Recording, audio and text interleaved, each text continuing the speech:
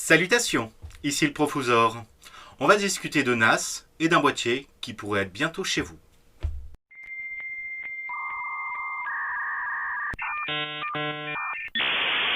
Le Jonsbo N1, le boîtier mini ITX parfait pour un NAS.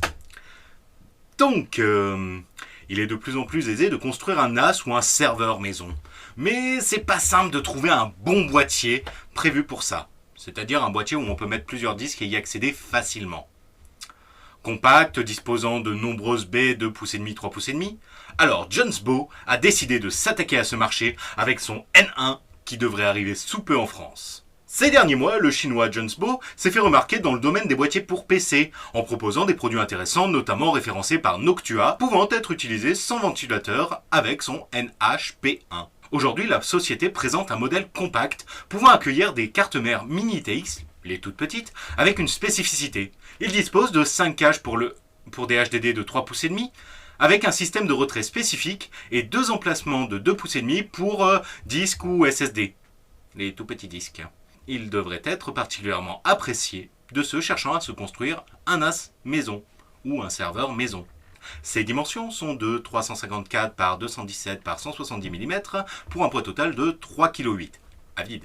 Sa coque en aluminium de 3 mm et son châssis en acier de 1 mm. Une carte PCIe low profile peut être aussi utilisée à l'intérieur, mais il faut que la carte mère mini ITX soit compatible. Côté connectique, en façade, on compte un USB type C, un type A et un compo jack micro. Il y a quand même quelques contraintes au programme.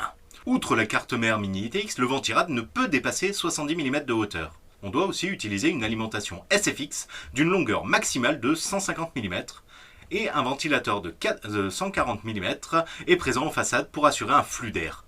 Le boîtier peut être installé à l'horizontale ou à la verticale, comme la Xbox. Le tarif ou la date de disponibilité en France de ce boîtier n'est pas détaillé.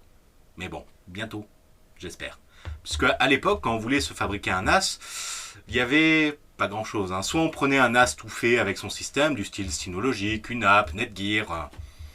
Ouais, Netgear m'a quand même beaucoup déçu. Mais il y avait quand même un petit boîtier qui sortait de l'ordinaire. Le HP Microserver Gen 8. Il avait l'avantage justement d'avoir une carte mère mini ITX, les toutes petites donc, et 4 emplacements pour les disques. Bon, il n'a pas fait long feu, maintenant il n'existe plus. D'ailleurs, si vous souhaitez vous mettre un NAS chez vous, eh bien je peux vous conseiller disons 3 systèmes d'exploitation afin de pouvoir utiliser facilement votre NAS ou le transformer en mini serveur.